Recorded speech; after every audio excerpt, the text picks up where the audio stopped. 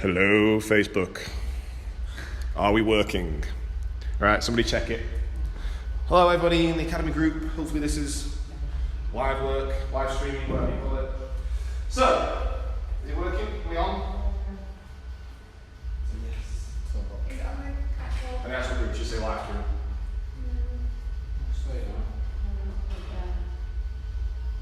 Just refresh the group.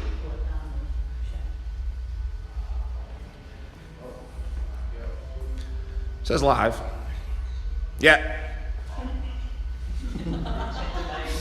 Are we working?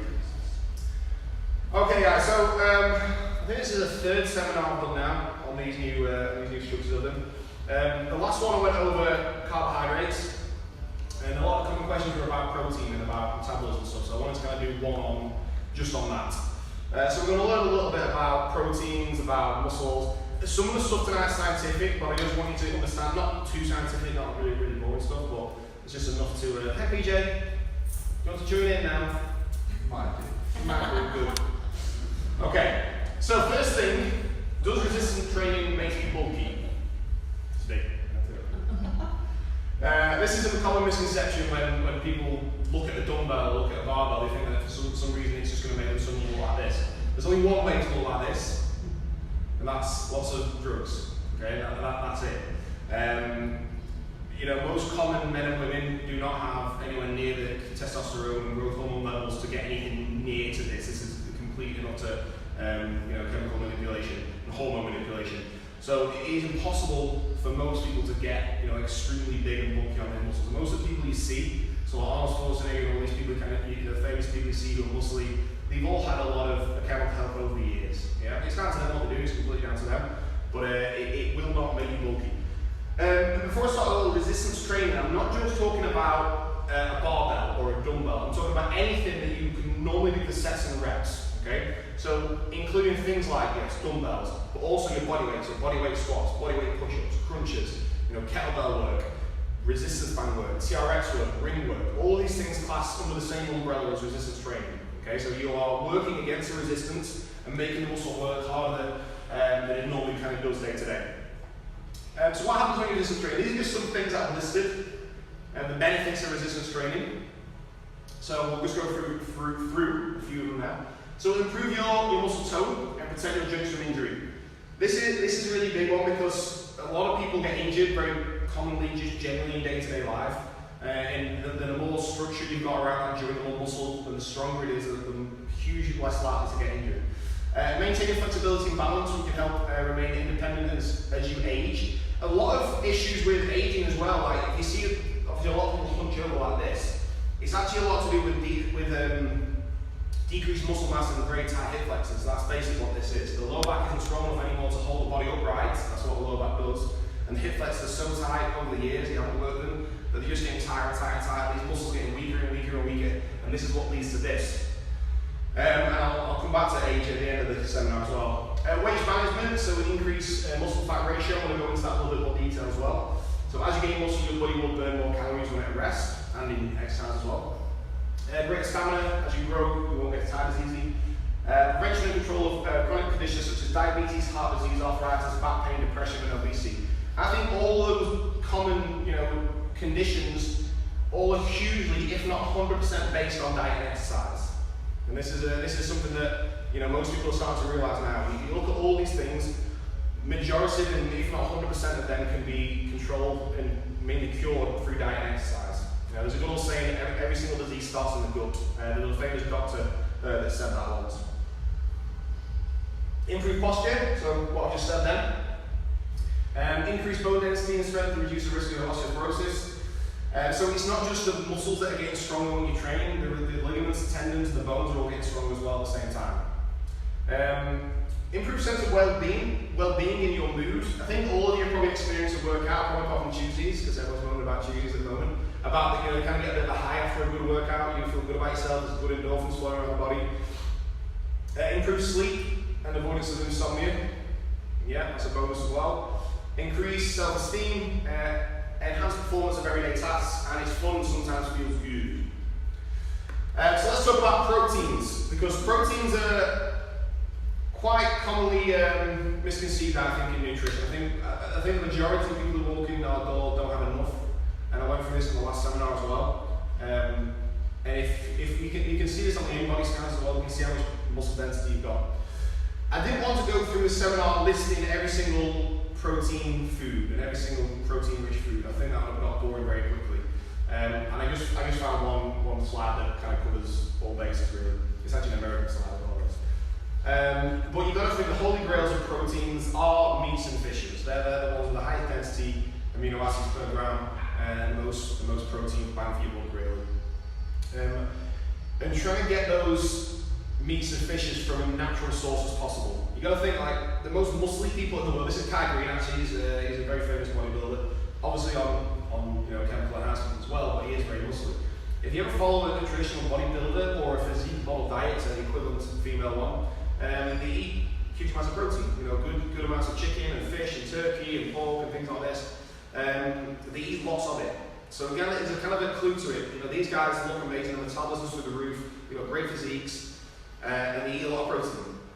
So take something from that as well. The amount of protein you have, it differs from person to person, but as a rule of thumb, if you can have 1 gram per pound of body weight, okay, or 2.2 grams per kilo of body weight a day, you keep around that, you're not going to go far on with muscle growth.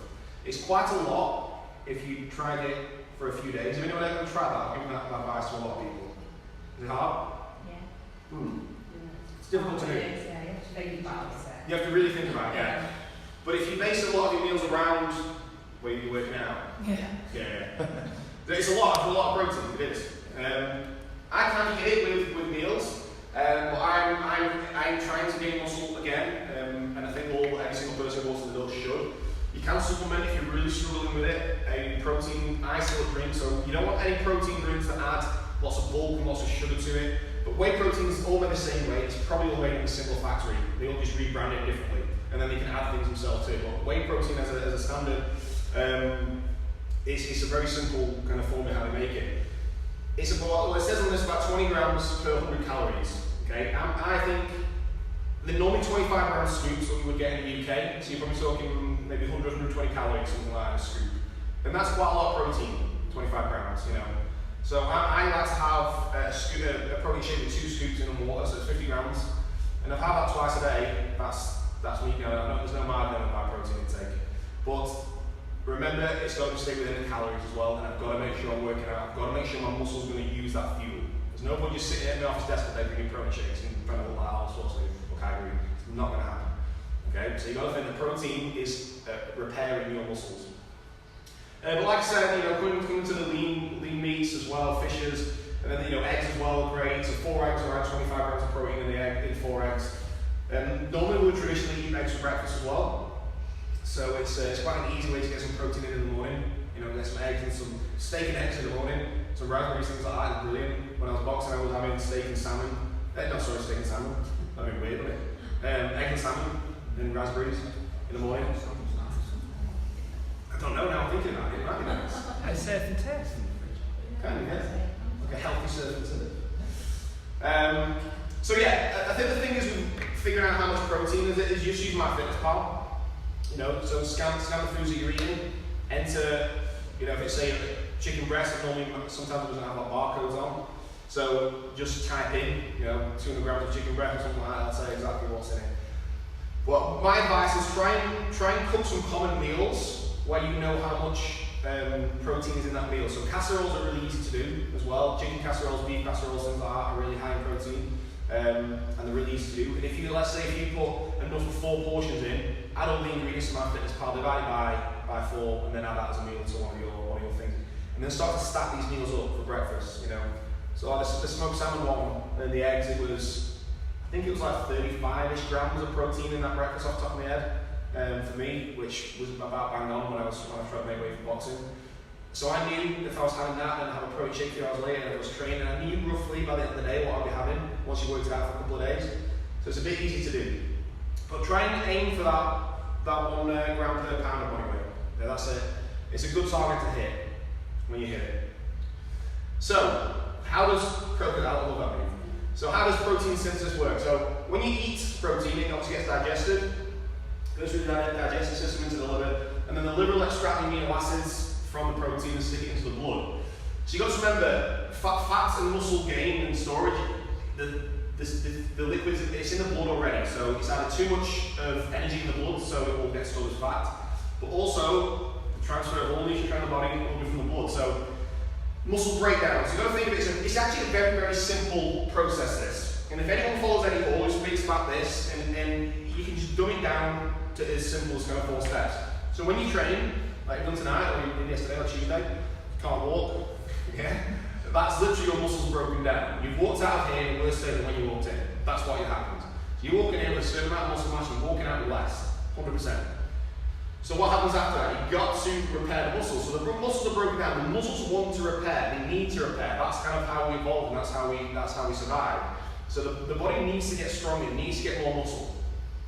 So it will extract the amino acids from the protein, take it through the blood, and stick it into the muscle. It'll literally turn a key and try and feed the muscle with the nutrients it needs to grow. Okay? If the muscle doesn't need to grow, let's say you have sat on your arse today and start drinking protein shakes and eating loads of steak.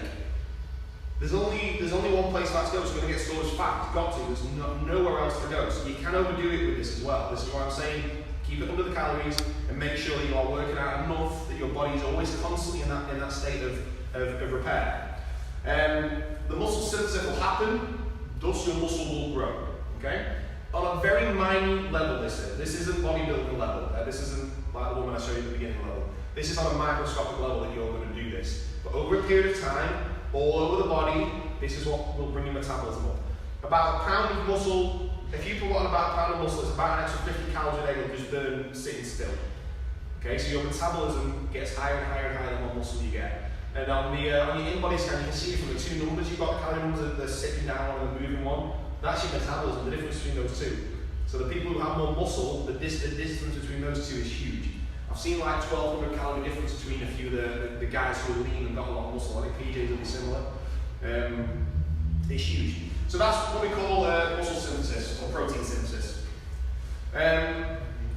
This is the bit of the scientific part, but I just want you to understand this because not a lot of people understand there's 2 different types of muscle growth.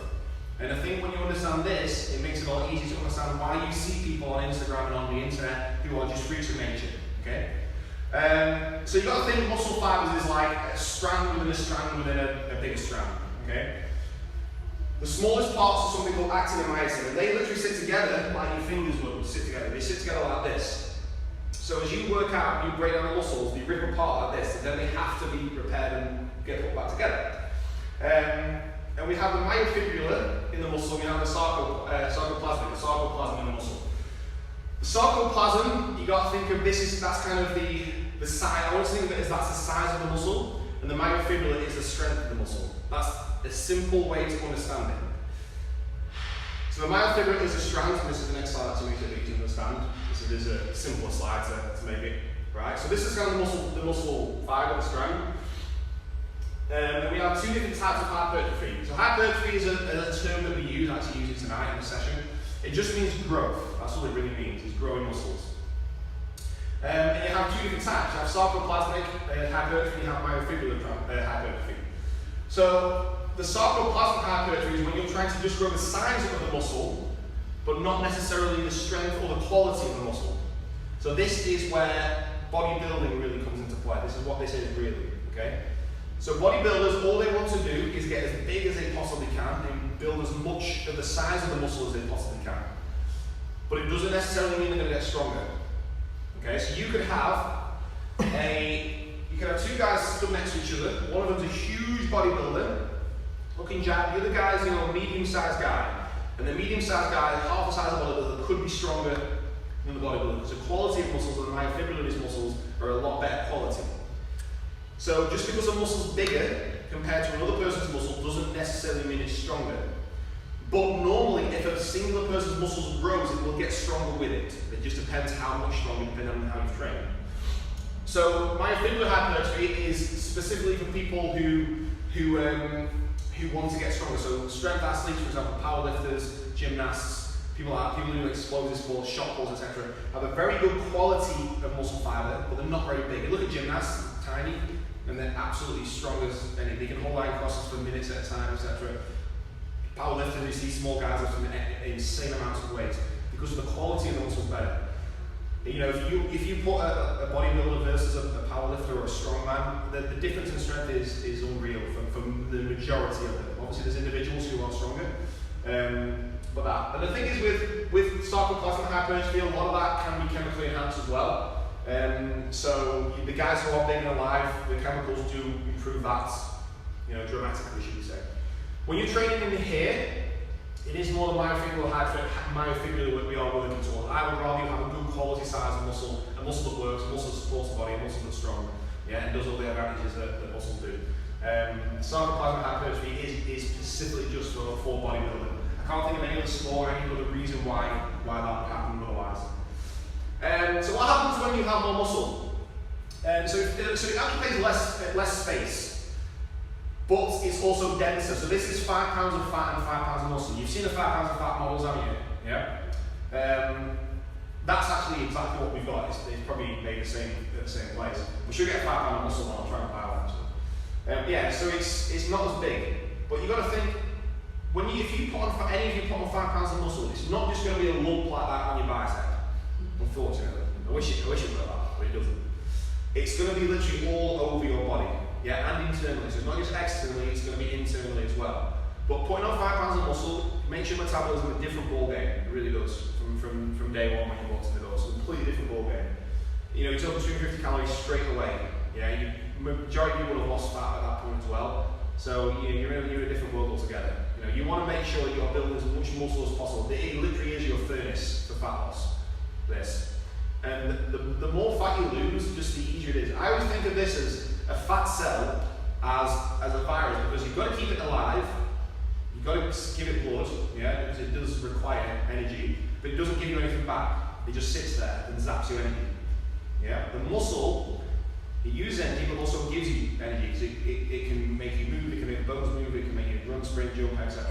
Yeah, so you know, the common thing. It's interesting when you think about it as just a calorie thing. If an extremely overweight person always is normally tired. Yeah, you'll find that quite common. The larger you get, the more tired you normally are. I've never seen them running around all day, they are tired. Because they've got all that themselves to keep alive, and it's zapping all their energy. So they have to eat more to keep the energy going, because they just drain all the time. You know, the more you drop that body fat, the more energy you're going to have 100%. You know, how do you feel actually from losing energy-wise? From losing lots of fat? Yeah, maybe. Yeah. So what's it, 65 pounds now?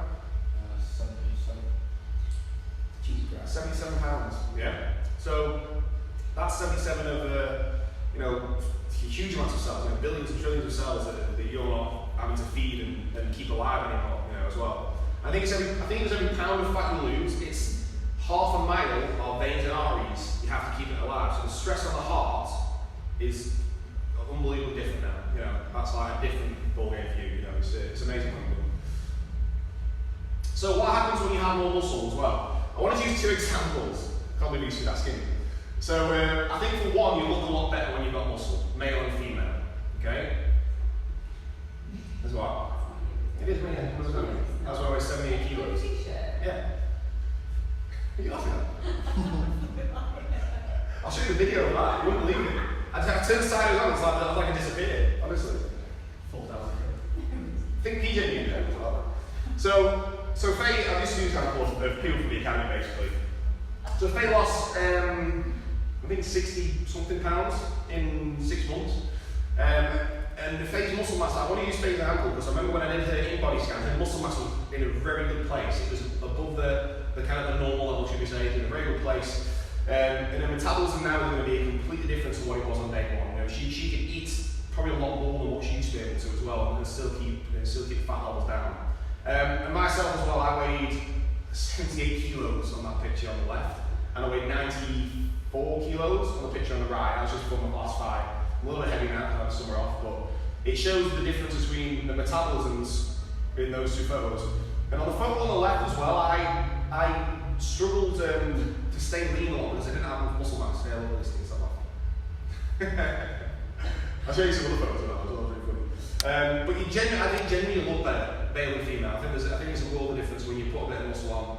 I think all these things we spoke about self-confidence and just generally being happy and stuff. You do feel a lot better. I feel 10 times better now than I did then. I just felt like a little weed, and I was always injured. And I had lots of weed. So that's it. So what happens when you have a muscle as well? So this is the picture on the left is she's a famous bodybuilder. Have you all seen pictures of her before? Yeah. She's 80 years old. Well, she's probably older than that now because it was probably about a year ago I think when this went around the internet. She's 80, and you just look at in amazing shape. Probably been better shape than most 20-year-old, I would say, this generation. For resistance training, she's holding on to that muscle for dear life. That muscle is literally keeping her moving and keeping her alive and keeping her fat levels down. And then this was another one that went around. Both these men were 50, I think, if I remember rightly. It's a few years ago, this one. And I guess all that picture because it reminds me of, I grew up in a pub as well, and a lot of my dad, that's pretty much looks like my dad guy around there. But it was all of them had a beer belly, they were big and all this stuff. And don't get me wrong, they're all great people, great guys, but I'd love to look like this guy when I'm 50, not the guy on the right really. And it just shows you that you can all make those choices now, what we're going to do, but you need to get into that habit of holding onto that muscle, building that muscle through training, eating enough protein so you can synthesize the muscle and keep it growing. It's that constant cycle, exercise, break down the muscle. Eat good quality food and proteins to make sure you're replenishing muscle and keep it going. And the thing is, that is your longevity. That I said this in the last one as well. They did a few bit of research about why people live longer, basically. And the number one factor they could find is how much muscle mass you have. Was how long you live. The biggest indicator of that is how much muscle mass you have, which is really interesting. And probably the biggest reason why you all should really focus on making sure you're getting the protein and making sure your resistance training is good enough. Like tonight session as well, that's probably one of the best ones we've ever wrote for resistance training. It's a bit of everything. Who did it tonight? Yeah, good one? Yeah. It covers all bases out. You covered everything. So I think that was it. So that was kind of everything. So I just wanted to make sure that you've been through this. We're not going to like this. Don't panic. Tons of benefits from resistance training. I could list probably 10 more. Don't look like this guy. Proteins, I think play around and spend some of your own time on using MyFitnessPal, looking what foods you eat. The protein synthesis, kind of what happens basically on the inside. The difference between a good quality muscle and a larger muscle. And that's it really. When you're 80, you'll walk out. Hopefully. Alright guys, any questions? This is where everyone's silent for a minute and I get like 20 over the next 20 minutes. That's what always happens.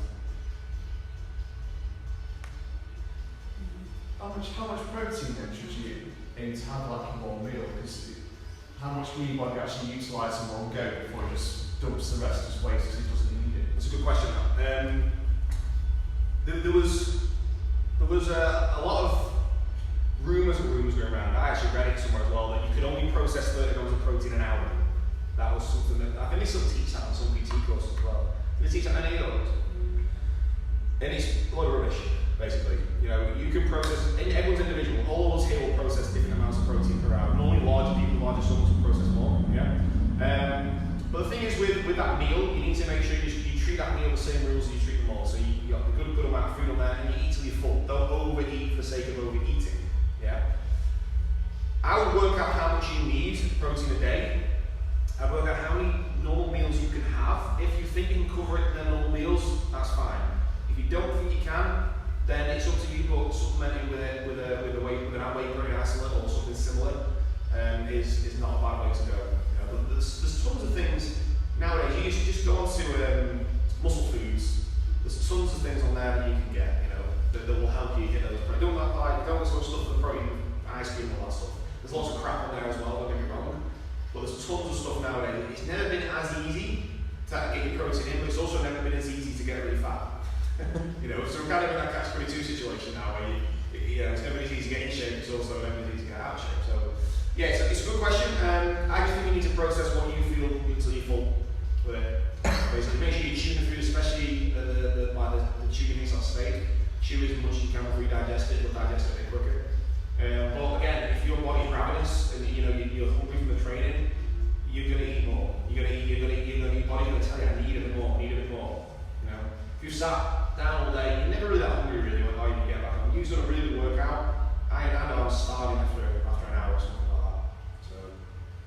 Yeah, it's individual, basically.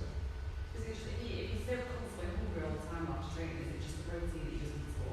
I would definitely look at your protein and say, yeah, your body's telling you something here. Your body's telling you I need nutrition, so you need to repair those muscles, basically. Now, that's what happens when you train. You break down the muscles, you repair the muscles. Literally, just think of it as that simple. So Eddie Hall, when he trains, he literally eats packets of ham when he's training, and just insane amount. I think he drinks liquid egg whites and all sorts of stuff. So he takes it to the extreme. I wouldn't do that. Yeah. I like to have amino acids when I'm training. That's what I like to do. Yeah, amino acids are great. Gets in your bloodstream. But again, that's supplementation is personal to people. It's up to them. And I don't really like to push supplements on people, but I'll tell you the facts, and then it's up to you what you do with them. Any questions? In fact, any questions on Facebook Live? Type them in the thing, and someone can read them out if you're on the video. Can you see the comments? Everyone's got the phone. Quick. I'm Skyline. What's that? I'm Skyline. Little things at Cobbs. Are you ready? Yeah. Anyone see the comments? So if you're on Facebook Live and you see it, just ask a question, type it in the comments. Only when it's live, don't do it after kind of 7:30 at night or no, about 7:45. But people at midnight going, how much is the chicken? It's got loads of time, loads of weight. Loads of weight. Loads of weight. I was like, what do I ask? I guess when you don't have a lot of questions, I think you did a good seminar because I probably gave you enough information that you can kind of use that now. So going back to previous question, it's like the body scan tells you how much protein is in your body, doesn't it? So is that from previous meals? How long is that protein available to you? I think on the in-body scan, those ratios are kind of the normal, or what a doctor would say, kind of normal ratio. You're not going to be deficient in protein. And there's not many people who kind of over it. Most people are kind of in the middle of those, but you can go way over that. That doesn't mean that you don't. Let's say if you're in the guidelines, doesn't mean you stay in the guidelines. If you're on optimal protein, you can increase it as well. But I think with protein intake, there's a few factors that everyone's individual is. Like how fast you recover from workouts. That's probably the biggest one.